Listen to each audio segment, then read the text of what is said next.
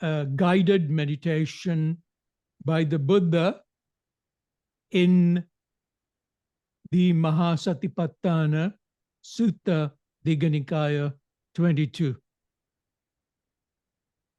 And the Buddha, in his guided meditation, starts like this. Ida bhikkave bhikkhu aranya gatowa rukkamula gatowa sunya jara gatowa. So now getting into the meditation, a mendicant gone to a wilderness or to a root of a tree or to an empty hut. So finding a quiet space, your own forest, a root of a tree, or you are seated in your own space, wherever you are. From the wilderness of noise and tension, we return to this quiet place where you are sitting in the quietness of your room, in the stillness of the body, and in the truth of the breath.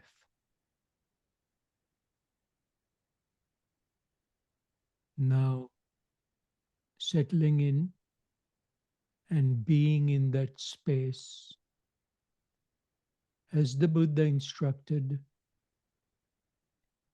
Nisidati palankang abhujitva. Sits down cross-legged, or in this case, you are sitting comfortably in a chair. And the Buddha goes on, Ujjam kayang pani gaya. Sets their body straight. This is a profound statement. So I'm going to just go through this statement. As we straighten the body, the breath begins to open. From the crown of the head to the base of the spine, the vagus, or Latin vagus nerve, flows. A pathway of calm. This is what,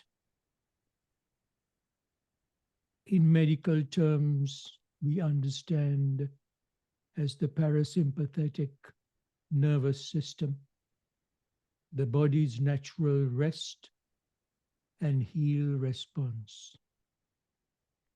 By aligning your spine gently, allow the body's energy and awareness to circulate freely. And the mind listens, and the breath begins to speak. So I will demonstrate and show you a very tiny exercise you can take away from today to get your body straight while seated down. Place your hands on your knees gently,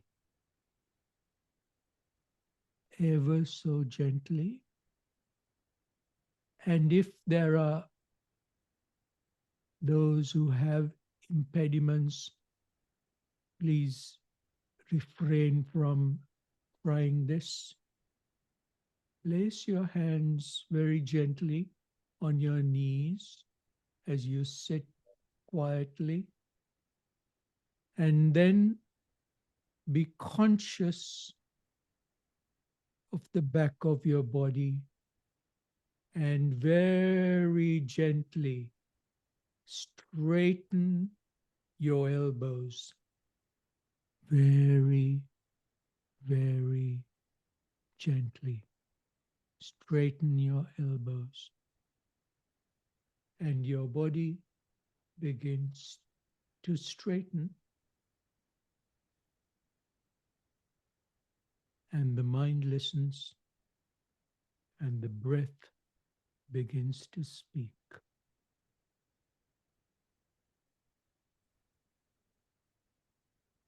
And the Buddha goes, Parimukkhang sating upattapetva, and establishes mindfulness in their presence. Breathing in and breathing out. So satova asasati, satova asasati. Just mindful, they breathe in. Just mindful, they breathe out. Just letting noise pass away.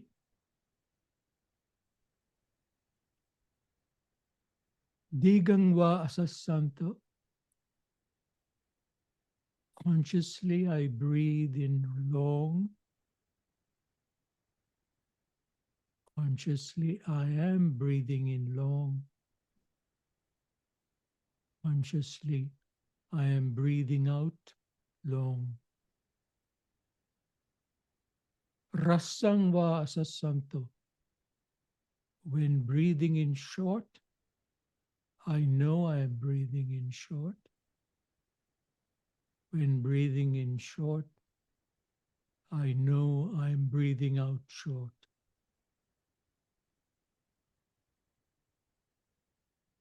They practice like this. Gently breathing in and breathing out.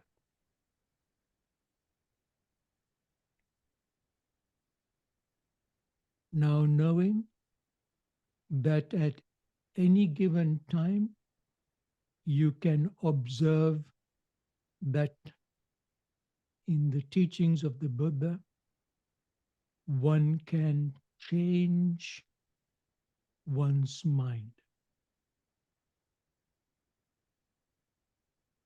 You have the power, you have the ability that is within you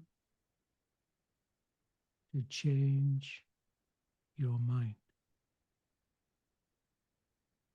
Straighten the body, open the breath, and become mindfulness in the presence. Breathing in and breathing out. Breathing in and breathing out. So this is a guided meditation of the Buddha, complete in itself and the beginning of everything.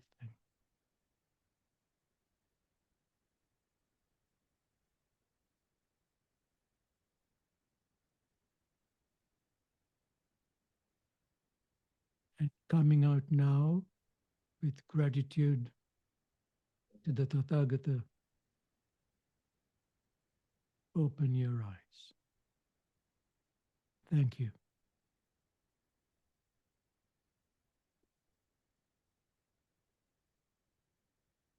Thank you, Don. And with that, we now come to the talk itself.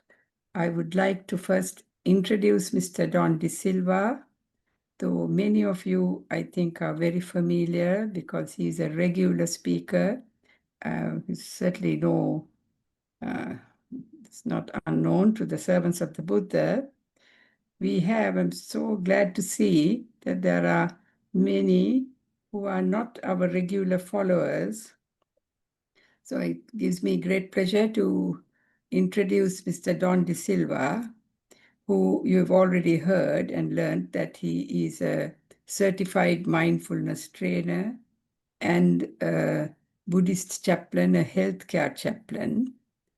He's also a former director of the UNEP, the United Nations Environment Program, and also a former director of the International Institute of Environment and Development. His sustainability and climate change are two issues on which he has been very involved with from the time these were conceived as important. And Don also was the orator at the Servants of the Buddha oration, and he spoke on Dhammic diplomacy and sustainability in the world. With that, we are here today now to listen to him speak on the discourse of the Buddha on inquiry, Vimansakasutta. And over to you, Don, because that is, I know, a very important topic, given the amount of fake news that we have around, even from somebody supposedly from the BBC, but not came through yesterday with some very shocking news, which turned out to be all false, entirely false. So that's the type of environment we live in. And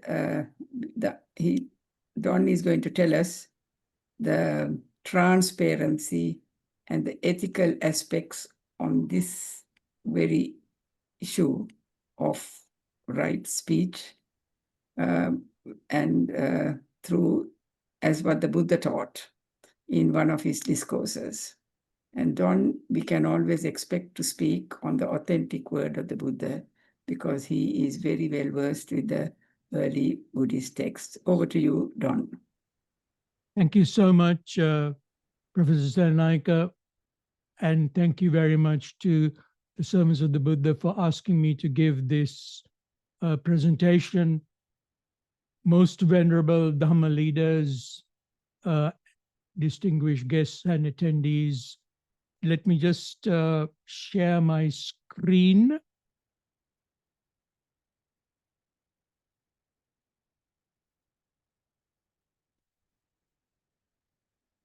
Wonderful.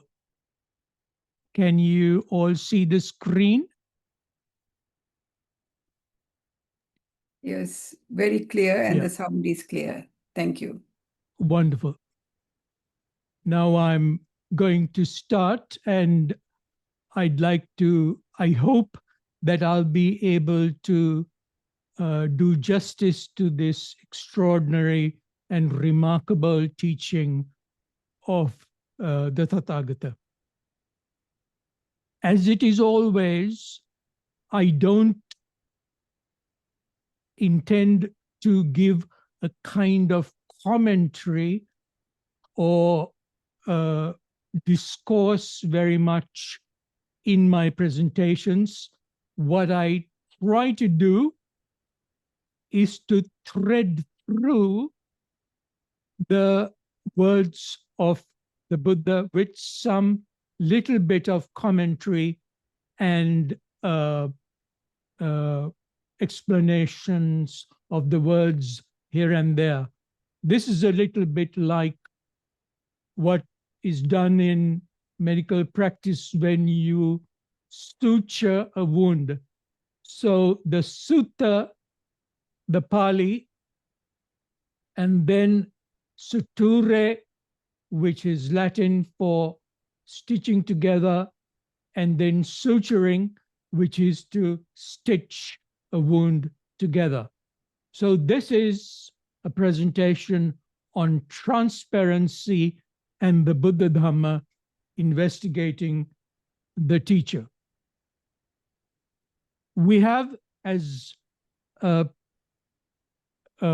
Sennaika was saying, a world in crisis, integrity at the crossroads, a world where trust is fading and secrecy deepens. Truth itself stands on trial. According to the Transparency International, 2/3 of the nations score below 50 on the Global Corruption Index. Only 39% of citizens worldwide trust their governments.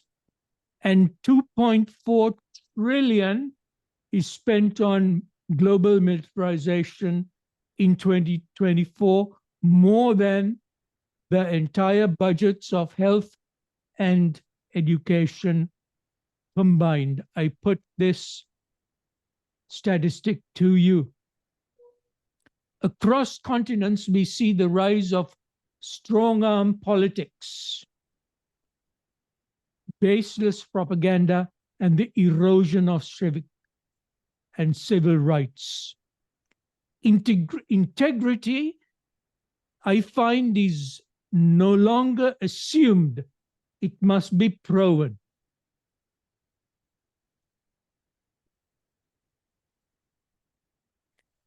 There is a price of concealment. Secrecy breeds suspicion.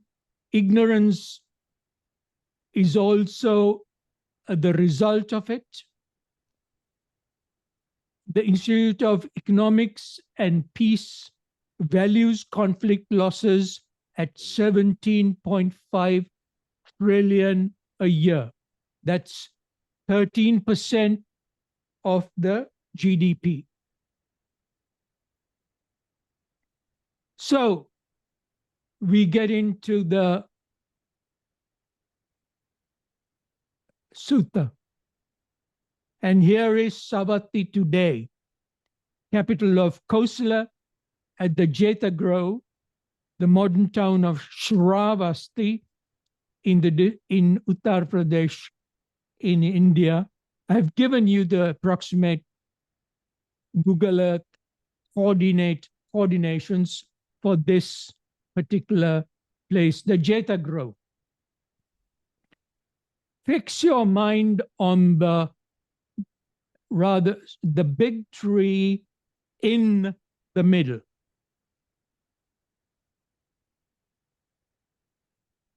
And we come to a moment 2,500 years ago. Ekang samayang bhagava savityang viharati jetavana anathapindika sarame. At one point, the Buddha was staying near Savatthi in Jeta's Grove in the monastery that was established by Anathapindika, the entrepreneur. So this is the Vimansakasutta, the investigator. Majjhima Nikaya, Middle Length Discourses 47. Let's go into this term, Vimansaka, from the root man, to think, consider. So Vimamsati is to examine, test, investigate, analyze. And it denotes critical inquiry, not casual curiosity. So Vimansaka has been translated as the inquirer, but I'd like to pose it to you that in my own understanding, Vimansaka is much stronger than the term inquirer. It is the investigator. And so in this gathering, the Buddha dropped this bombshell.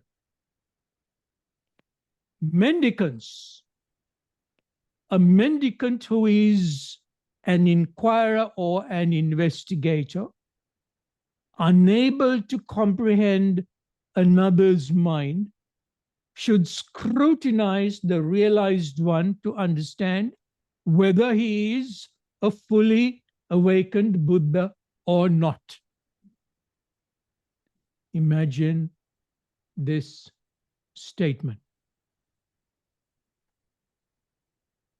So, unable to comprehend another's mind is something which is not necessarily only with the so-called telepathy. For instance, in my work in the United Nations, when we used to negotiate treaties, for instance, and when we used to go and see and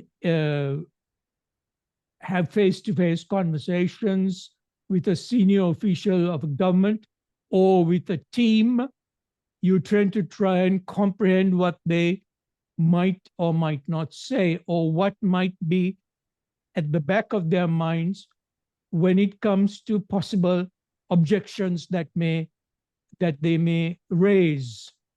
So this is nothing that should be new to in practice. I can imagine if you were to sit somewhere behind the Buddha and look at the audience in front of him, what they might be thinking of, because I get the impression from the description that there would have been a certain amount of awe and amazement. And the Sangha gathered themselves and said, our teachings are rooted in the Buddha. He is our guide and our refuge. Sir, may the Buddha himself please clarify the meaning of this. The mendicants will listen and remember it. They were a little thrown back, but the Pali, it is difficult in English to do justice to the Pali because the Pali way of expressing this is extremely gracious.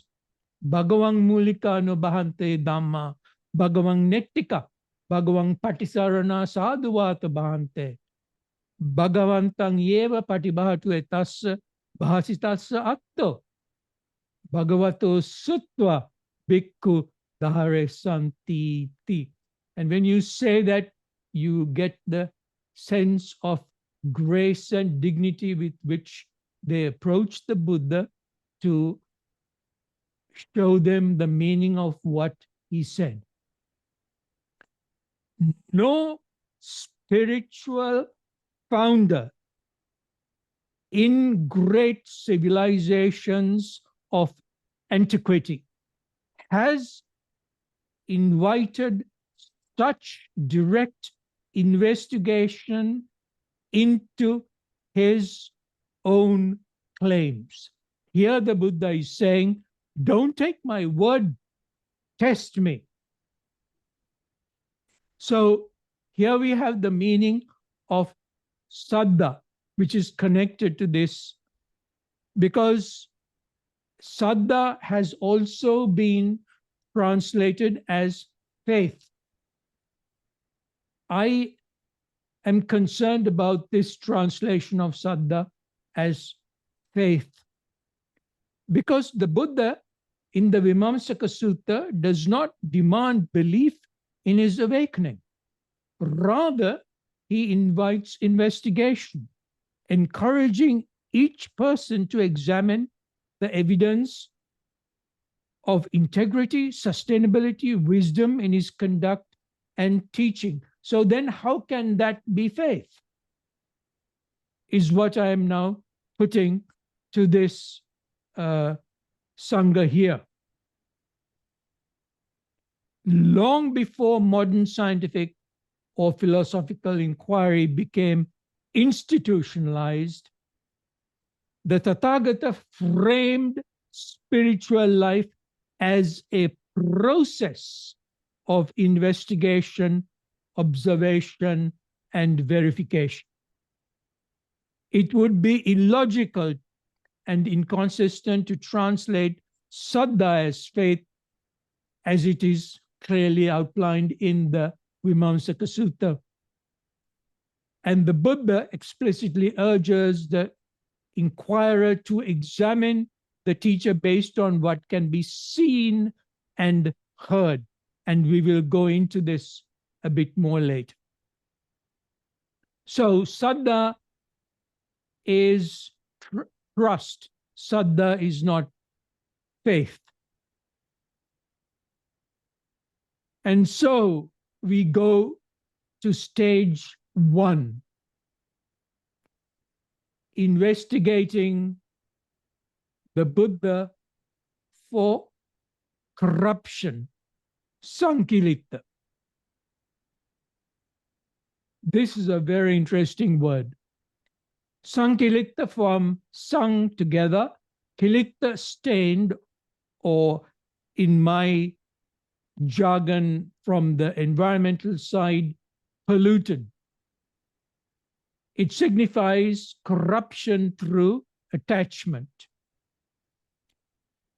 A mendicant who is an inquirer or an investigator, unable to comprehend another's mind, should scrutinize the realized one regarding 2 things. This is the Buddha saying.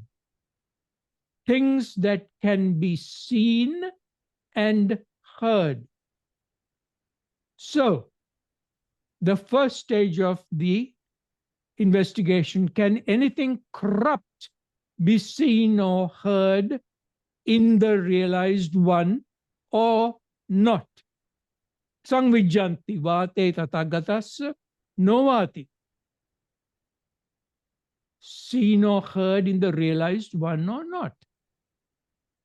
So here is the result of the corruption, investigation on corruption. Scrutinizing him, they find that nothing corrupt can be seen or heard in the realized one.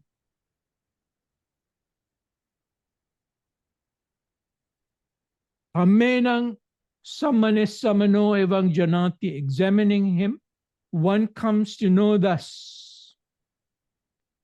And the conclusion is through personal verification, confirming that the Tathagata's conduct and speech are entirely untainted. So that is the result of the investigation on corruption. So the Buddha grounds inquiry in the visible and the audible. Chakku, Sota, Vinaya, Dhamma. What can be seen and heard, rejecting speculation or mystical belief. The investigation of truth begins from empirical perception. What can be directly observed in conduct and communication.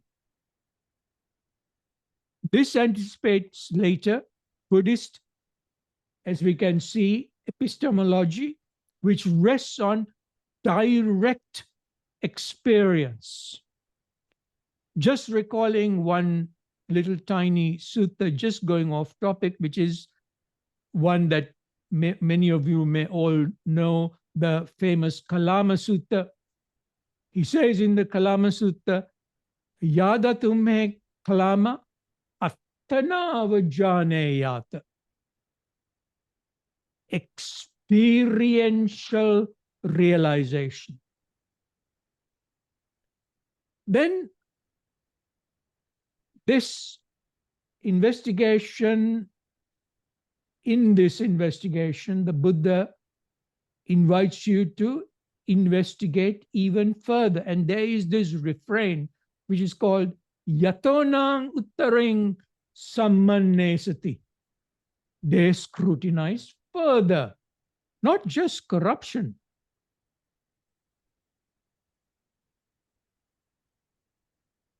So going further than corruption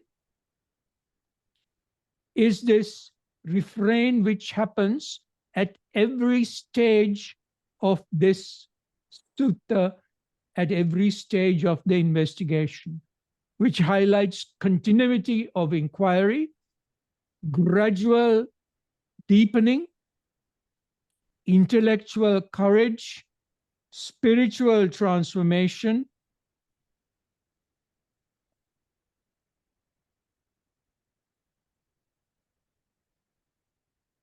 and going into stage 2, investigating the Buddha for adulteration, vitimissa. What does vitimissa mean? Viti, without or beyond, missa, mixed or blended. So vitimissa is mixed, mingled, mixed up, muddled, and so on. So is there anything that is muddled within the Tathagata? So the inquiry asks if there is any trace or duality, any lapse between the Dhamma thought and the Dhamma lived. Does the Buddha actually practice what he teaches? So the second test refines the standard of authenticity. It is not enough that the teacher appears blameless, asang kilitta. His purity must be unmixed. The Dhamma cannot coexist with hypocrisy or double standards.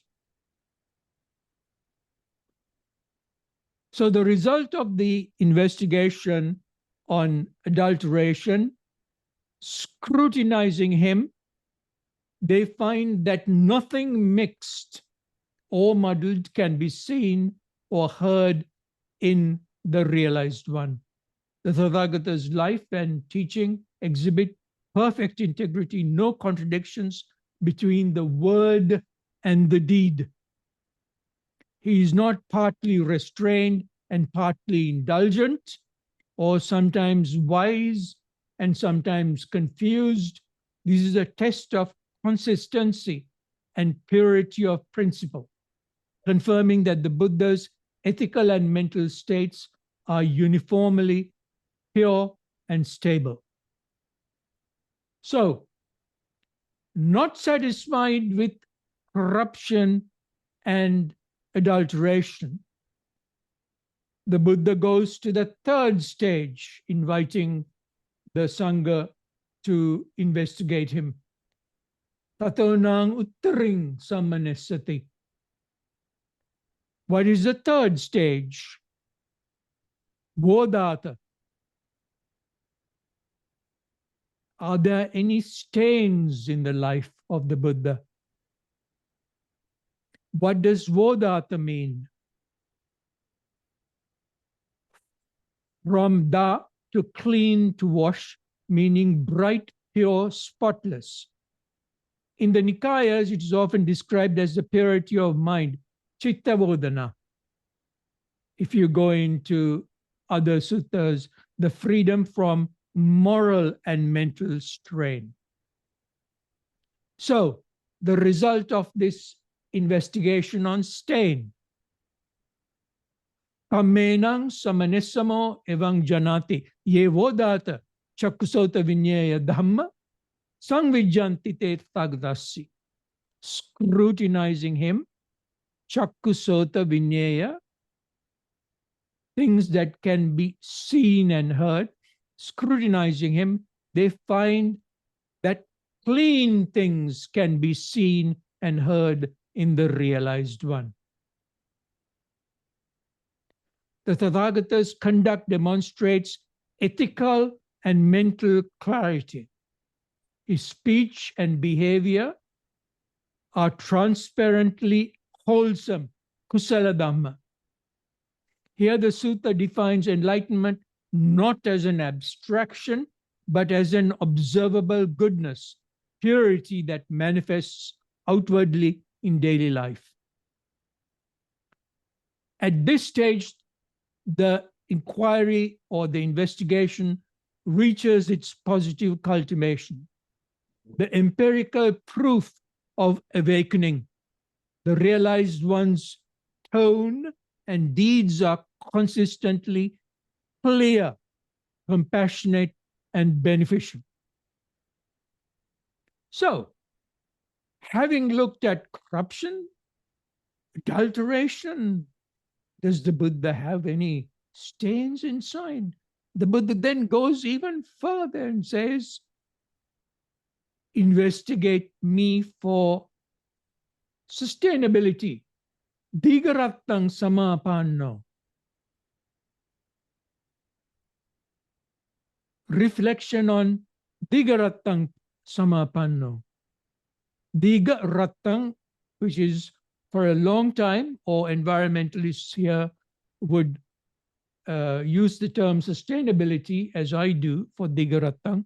So, samapanno, attained, entered upon, firmly established.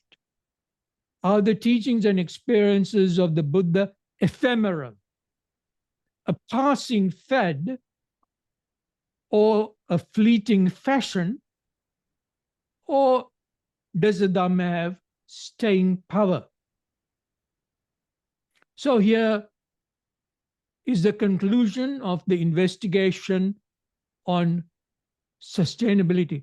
This is a little bit like a sort of like a police investigation, isn't it? Scrutinizing him, they find that the Venerable attained this skillful state a long time ago, not just recently. The inquiry confirms that the Tathagata's attainment is long established and irreversible. He is not a teacher who recently found peace, but one whose awakening has been tested by time. This stresses spiritual maturity, that the Buddha's purity is neither momentary nor conditional, but a settled state of liberation.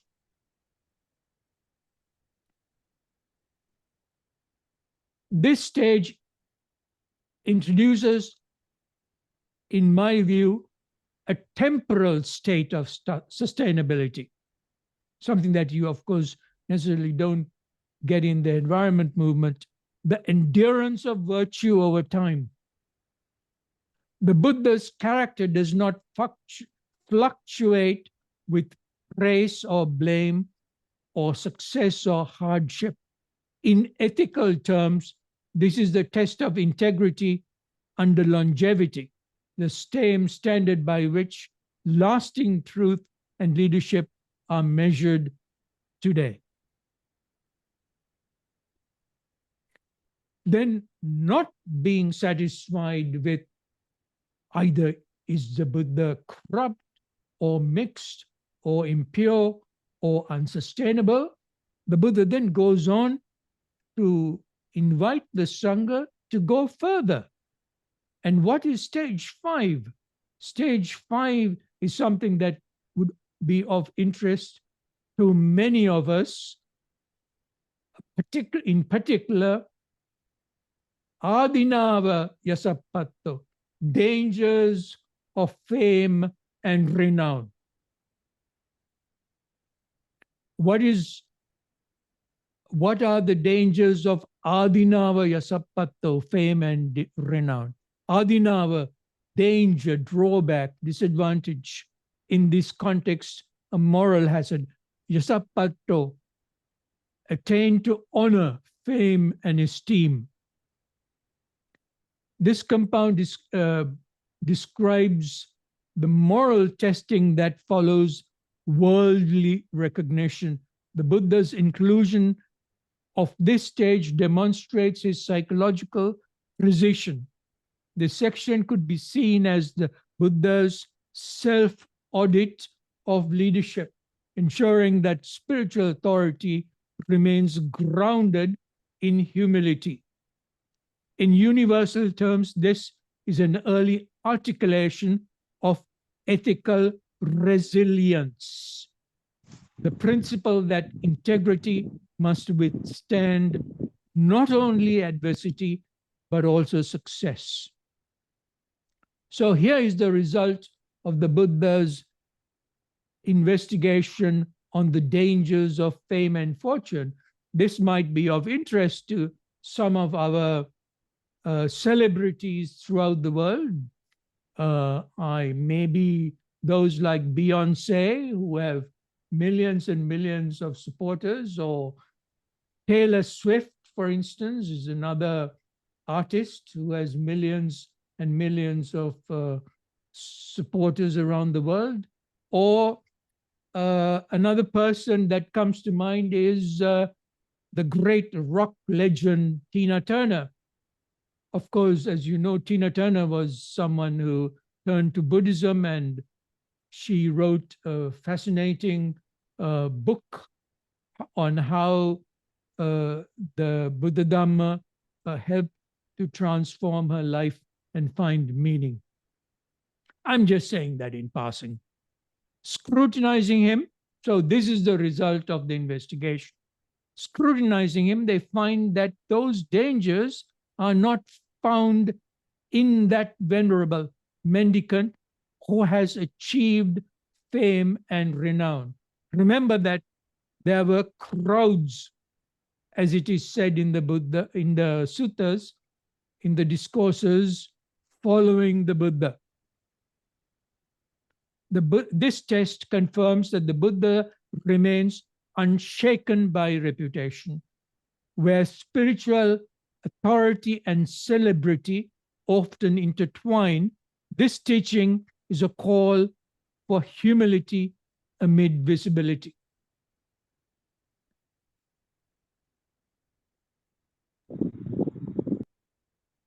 So then, not satisfied with investigations on corruption, adulteration, purity, sustainability, and dangers of fame and fortune, the Buddha still persists and says, go further. To what? Stage 6. Is the teacher fearless or fearful? Abhayuparato Vitaragatta.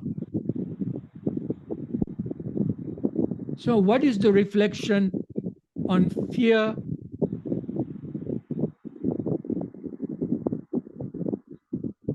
Stilled without fear? Is the Buddha stilled without fear? Is the Buddha stilled through fear? Is he stilled because greed has ended or not? So the Buddha's investigation culminates here in a psychological test of liberation. Moral discipline without inner freedom can still be bound by fear. But the Tathagata's calm is fearless, a state of unguarded integrity. In a global ethical sense, if you put this in that context, this passage anticipates that the principle of intrinsic morality, doing good not out of fear or punishment or reward, but coming from inner clarity. You do good not because of some commandments or the other, where you would be beset with hell and so on, but you do this with the sense of inner clarity and inner calm. That real purity is freedom, not repression. This is the most intimate and subtle of all tests, because the investigator must discern the inner source of restraint. So the result of the investigation into fear and greed, scrutinizing him, they find that the Venerable is securely stilled, not insecurely stilled. The reason why they don't indulge in sensual pleasures is that they are free of greed, because greed has ended. And so we move to the seventh stage. The 6 stages are finished, but I see that there is in the sutta the follow-up stage, which concerns legitimate scrutiny arising from trust grounded in evidence and insight. So this final section completes the sutta's logical architecture. After a thorough step-by-step examination of the Tathagata, the inquirer arrives at trust born of understanding, not belief. So this investigative structure is one of the most rigorous frameworks for spiritual evaluation in world philosophy. Why should you investigate? I have put in this a tiny little smile, if you forgive me for doing this, on the face of the Buddha, because I find that but we don't necessarily refer to the fact that the Buddha used to smile, and you get this in the suttas. From time to time, you find the words sitang patvakasi, the Buddha smile. Several of those who have given evidence in the Therigatha referred to the Buddha as smiling after a discussion. And the Buddha sometimes, when he was around with Venerable Ananda and Venerable Mahamoggallana, smiled at times. So I'm just putting in a smile into the face of the Buddha. Perhaps he may have slightly, in this investigation, chided the Sangha a teeny weeny bit in terms of trying to encourage them to investigate him. Anyway, what is the reason for the investigation?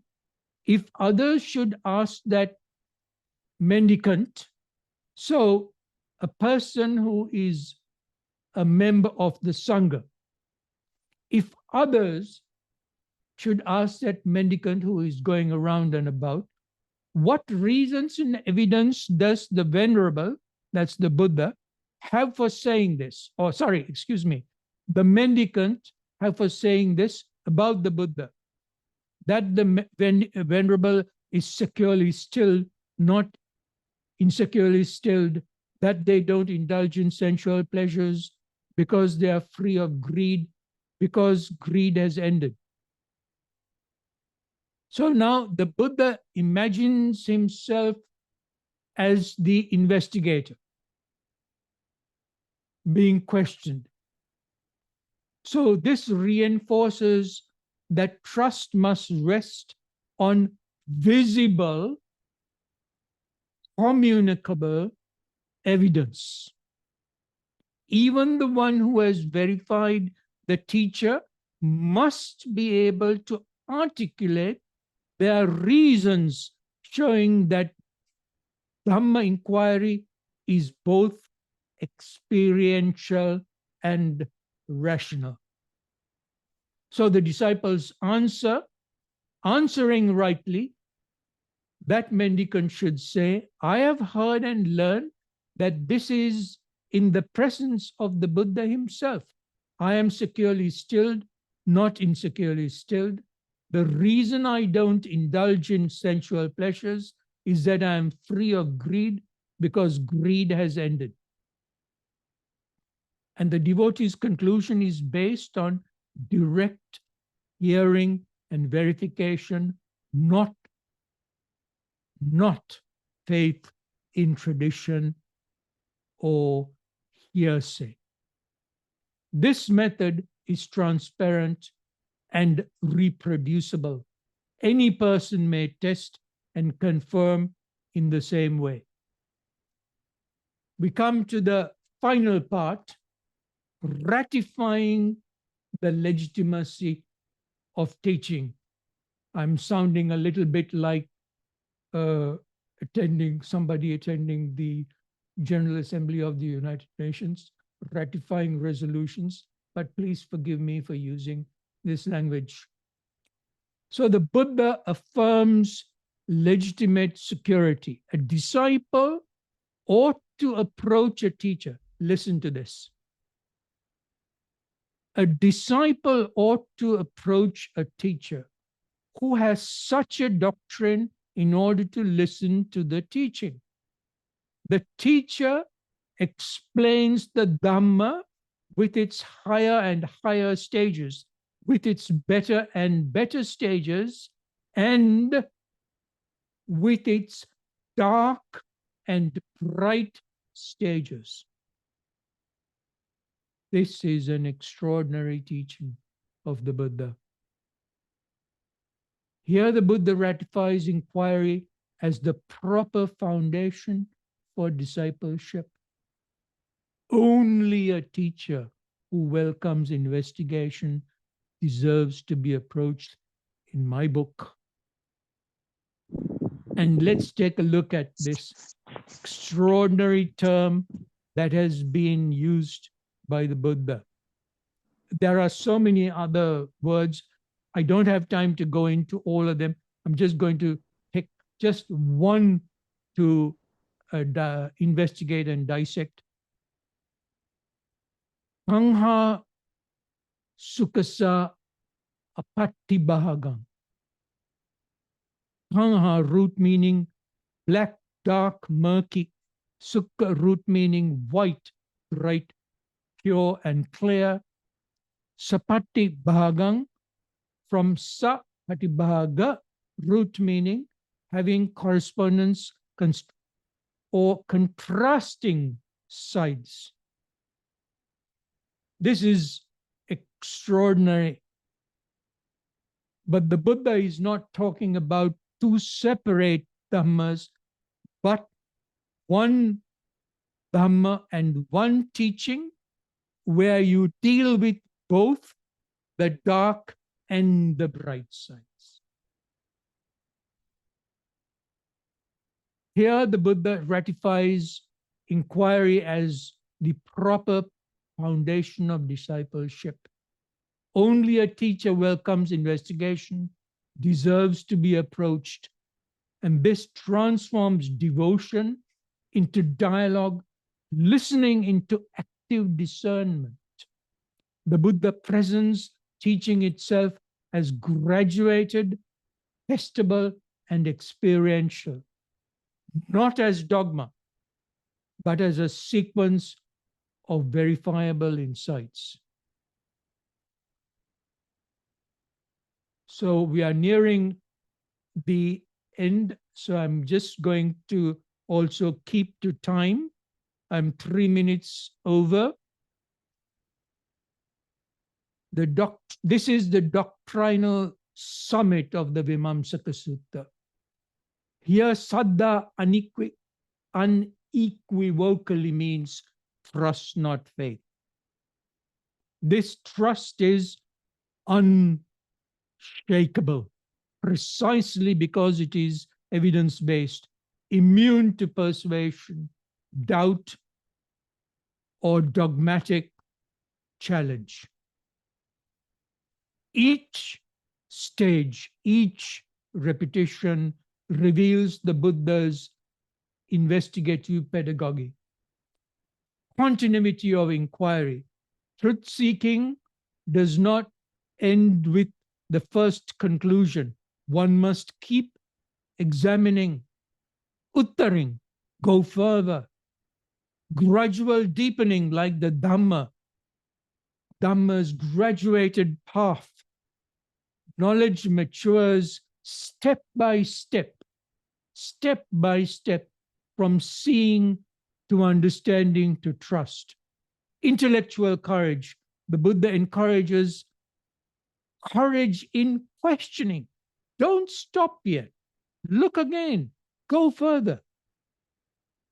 Every repetition is an invitation to sharpen discernment and spiritual transparency. In modern terms, it models continuous verification. This is like a kind of a spiritual peer review, like what we have in, for instance, in science journals. For instance, in the science journals, when you send a paper for publication, they then distribute that paper to a peer review. I think Professor Sennaika would know about this very well. This is a kind of a peer review, I feel, this Vimansakasutta. So the Vimansakasutta defines the ethics of verification. A Dhamma that is to be seen, a Dhamma that is to be examined and realized, not believed. The Buddha transforms. Remember, this is 2,500 years ago. This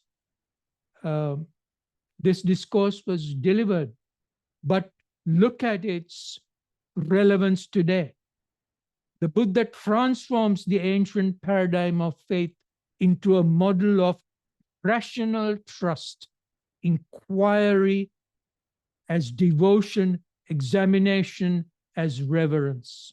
In an age of fake news and blind allegiance, this discourse stands as a timeless manifesto for truth tested by experience, bridging philosophy, science, and spirituality. 2,500 years ago, from Savatthi to the world, dear colleagues, an unparalleled masterclass in governance, the Vimansakasutta, with gratitude to the Tathagata. Thank you so much.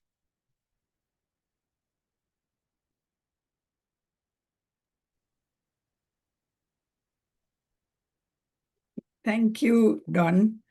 That was really spellbinding. The contents and also the way you presented it, the rhetoric as well, and the Pali and the way it stood. I'm sure it will bring up a lot of questions, which is what it was all about in the first place. We will open the floor, and we have the Venerables to first comment. But if I may just ask, what was the background story to this? Now, the Kalama we know was because the Kalamas asked him, what do we really believe? What do we discern? Here, what made him ask this question? Yes, like in the Kalama, as you rightly say, there is a background, because he went to the Kalama area, as it is said in the introduction to the sutta in Kalama. There is no introduction of that kind in this particular Vimansakasutta. There is no introduction. I was trying to read between the lines. I couldn't get any background of that kind. I think this was either it was spontaneous. Mm. No doubt it has its enormous benefits for all time that it's left there of the fact, but interesting. So shall we open Venerable Olandeyananda Mahatero? And I think I saw Venerable Jnanasi. Oh, he's also, Bhante is also still here. Any comments or questions from either of you first, please?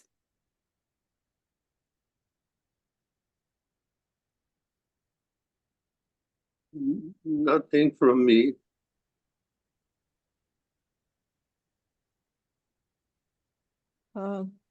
Just a comment. Can I make a comment, please? I think Venerable Jnanasi was about to say something, Anuja. Shall we give? Yes, Bhante.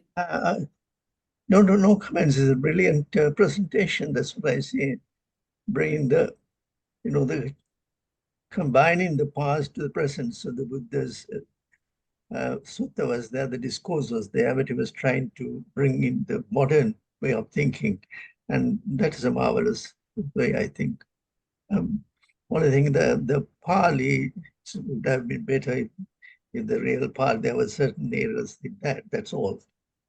The Pali, the how it's pronounced.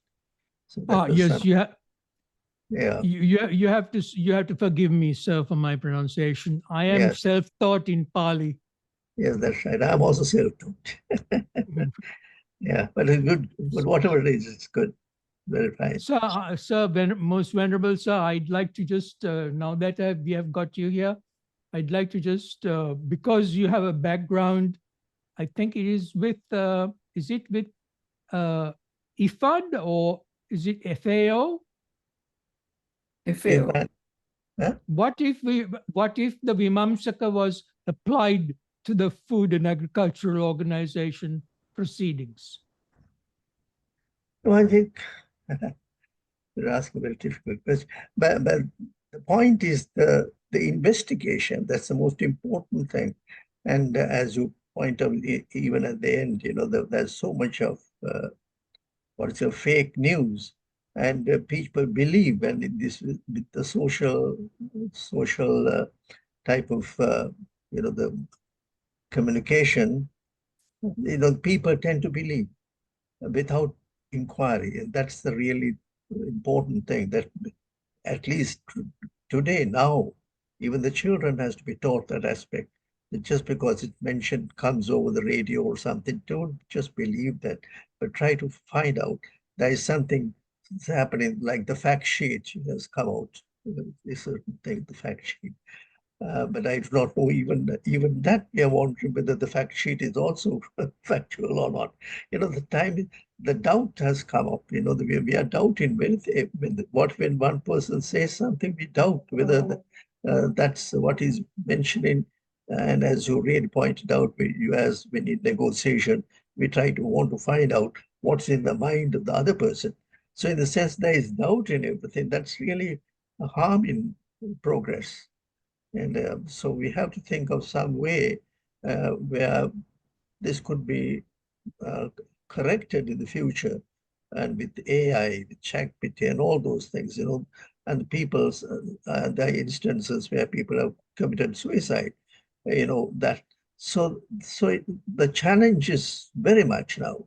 It's not only on the open, but the growing child, the generation they call the Gen Z or Gen C, something, those are aspects that we have to think of, and how we could rectify those things or remedy that. Those are some of the thoughts that came to me. Thank you, sir.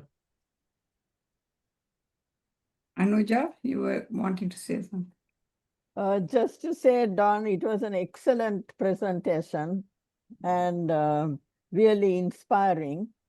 And I have to say that, we have all heard the Kalama Sutta, but this Vimansakasutta and the way you have presented it, it was unique. And I think this particular sutta and the way you have explained it, I think should be disseminated more widely, so that people then realize that Buddhism is not some sort of religion which people have to believe in, whereas these beliefs in all kinds of things have now taken over. And right now we are having all these Katina thinkers with all kinds of beliefs in all kinds of rituals we have never even heard of before, being propagated as some wonderful quick ways to, I don't know, gain liberation or go to heaven or whatever it is. So even with regard to our own Buddhist practices, so many misconceptions are being propagated. So I think for Buddhist people who call themselves Buddhists, I think following what the Buddha advised them to do, to actually investigate, and the Buddha himself said that it is the beginning of the path, to investigate and to find out for themselves the legitimacy of what needs to be practiced, instead of going on hearsay or so-called beliefs. Because the Buddha discouraged beliefs, and you explained that very clearly. So thank you very much, Don. Thank you We very have- much, Ambassador Vijayasekara. I was often in the past focusing only on the Kalama. To discover the Vimansakasutta for me was a jaw-dropping experience. I didn't come across this, and I sincerely hope that this sutta would be taken up and will be discussed more further and further. Thank you. We have a question from Mahendra Gonsalkorada. Go ahead, Mahendra. Thank you very much, Don, for as usual, as we are accustomed to hearing from you, very clear presentation, delivered in a sharp and slow manner rather than gobble, and which I really appreciate. And I really like the term rational trust rather than faith or belief, and that sums it up beautifully. I would also add to it is like confidence to investigate or inquire further. And to me, that's important, because faith and belief, to me, faith in Buddhism, as lots of people interpret, is really not true, because it's almost like blind faith to me. But when you say rational trust, that rings a bell. Now, the next question I'm going to ask you is, if you accept that it is rational trust, then is the next step, therefore, Buddhism is true, or is it therefore, it's worth further investigation by yourself so that you self-realize the truth? And then that leads to another question. There are many people who have self-realized what they call the truth. There are people who have witnessed God, seen Jesus Christ, had conversations with them, and have Muslims who have seen Allah and so on. And they're convinced that they have self-realized. So in a human mind, which you are using to investigate the human mind, subject to hallucinations and all kinds of false beliefs, how do you know when you have come there, so to speak? I suppose the answer is you have to do it yourself and you know. But that's a question that always bothered me about how we, what you have shown very, very clearly is that Lord Buddha or Gautam Buddhas gave a very clear, precise way of how we should approach our concepts of what is right, what is wrong, what is the truth, and so on. Absolutely brilliant presentation. So that's my question. Is the next step from rational trust to say, well, having inquired, having gone into all that, he knew what he was talking about, he was absolutely precise, scientific, therefore accept that Buddhism is true? Or to say that I have now further grounds to inquire further myself? So that is a question. I hope this makes sense. Yes, that is a brilliant observation. So if I may respond to it.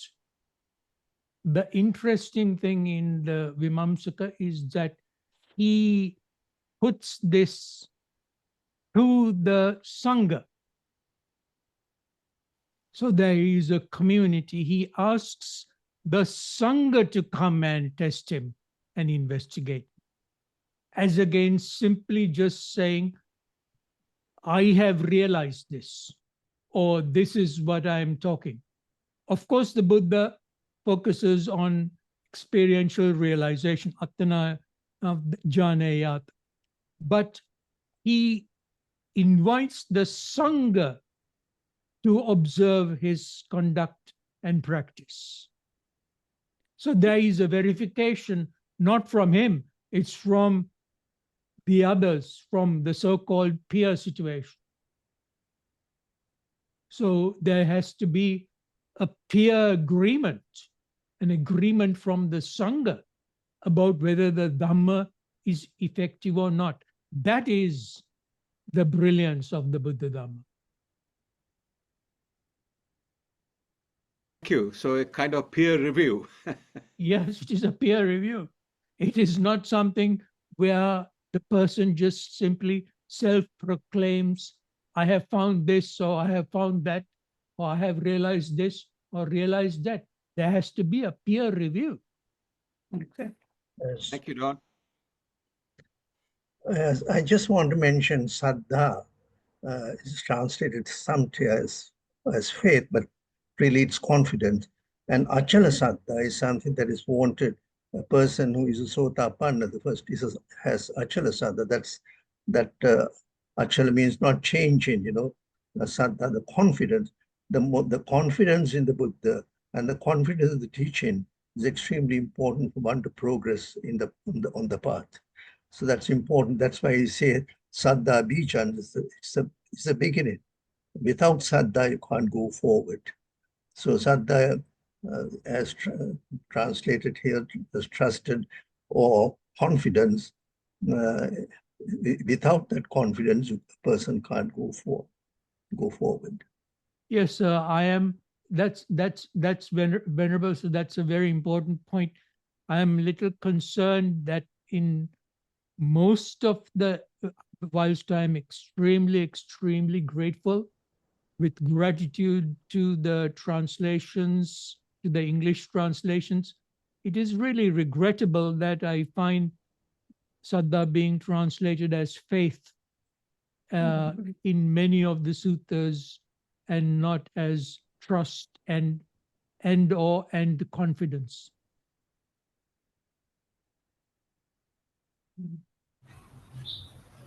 If I am allowed to make an observation, Mr. Don De Silva, that was an excellent presentation.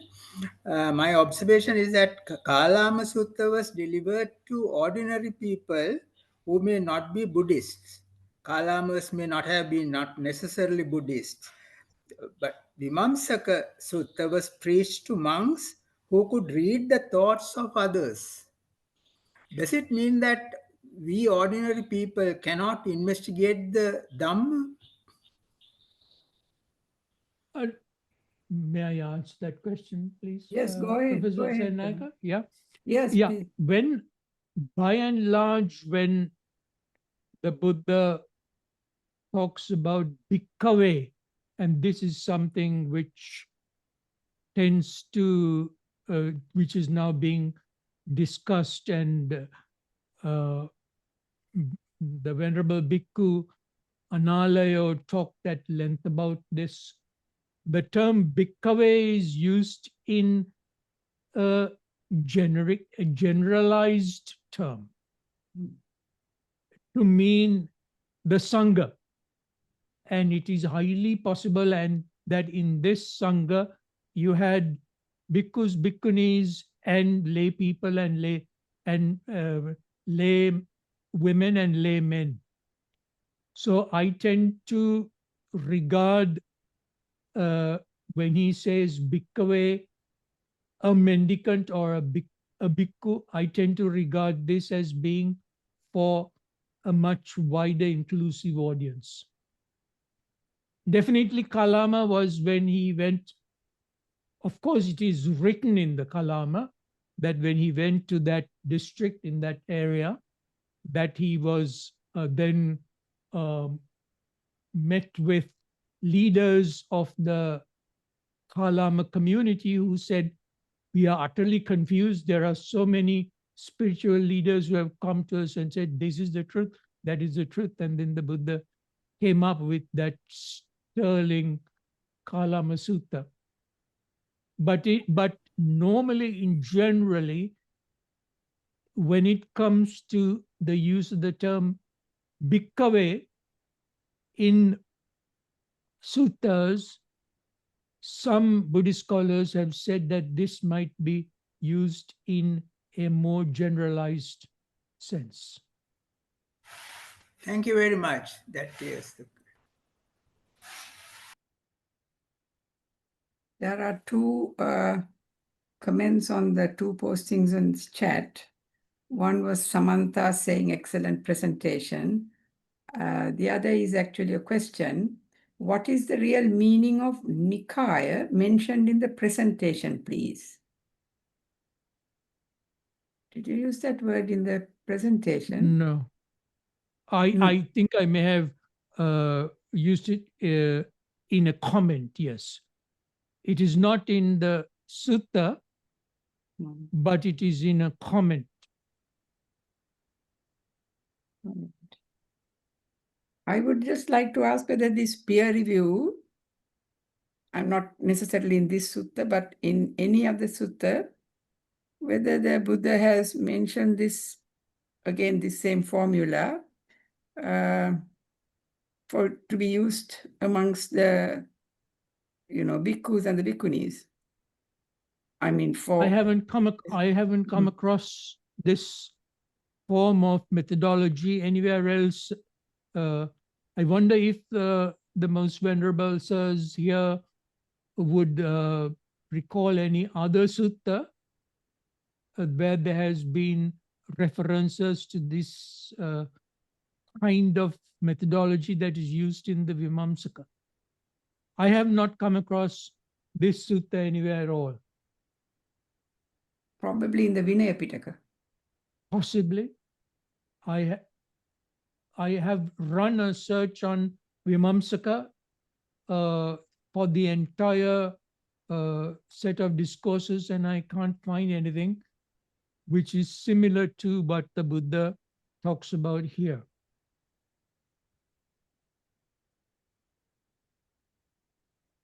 But it is indeed a very in-depth and step-by-step. And most of his Buddha's teachings start with the common, simple things and goes into depth. But here, that's also not really seen. He starts with things like corruption, which probably is, later comes to greed and things which are normally we hear first, greed. This loba is something we sort of hear as a very basic, gross thing. But here it comes, the order is a little different. But probably, anyway, it was extremely well presented as well done. It was amazingly good. Any other questions, please? Just to comment whilst people gather their thoughts, I am really quite amazed and about this Vimansakasutta, and the reason why, as you have rightly said, Professor Senanaika and other venerables, the relevance of this sutta for this current situation that we are in the world is quite extraordinary. In the way in which the Buddha presents an open a methodology of transparency. I find it very difficult to understand with this information, with these backgrounds, with these teachings, why on earth is it that we particularly in the Buddhist world and in the Buddhist nations, are getting lectures about transparency, integrity, and we have to seek the assistance from people abroad on integrity, transparency, anti-corruption, and there are all kinds of organizations involved with transparency and anti-corruption in our nations, when within the Sangha, within the Dhamma, these kinds of methodologies could arise to create awareness and also practice dealing with critical issues of transparency within our own societies. I find it very difficult to square this.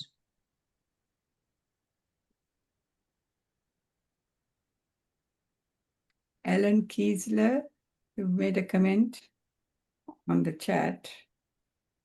What is it? Thanks for an extremely insightful presentation. Don many merits, says Alan.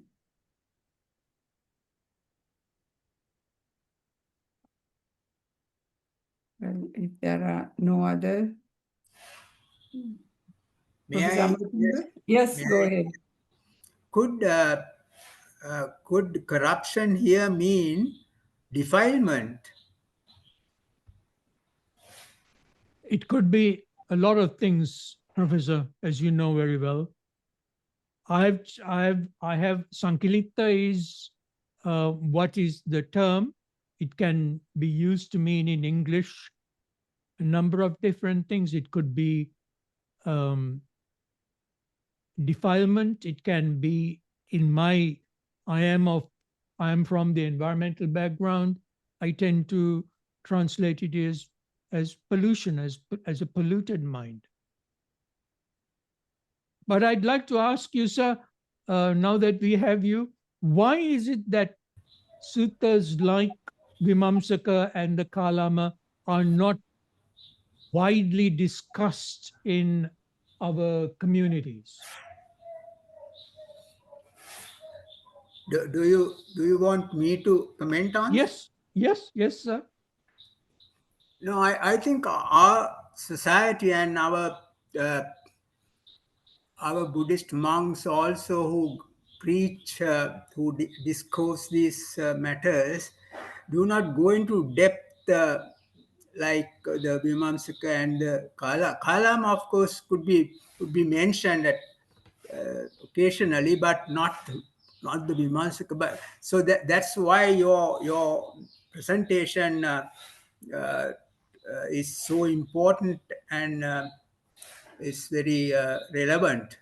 But among the educated people, sometimes the Vimansaka may be discussed. Yes, thank you. Have you come across any discussions in your wanderings in Sri Lanka of where the Vimansaka has been discussed?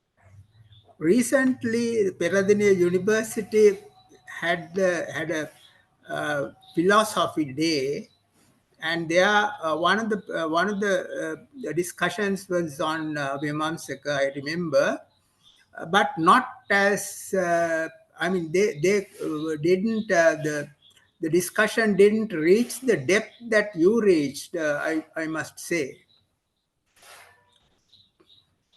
Thank you.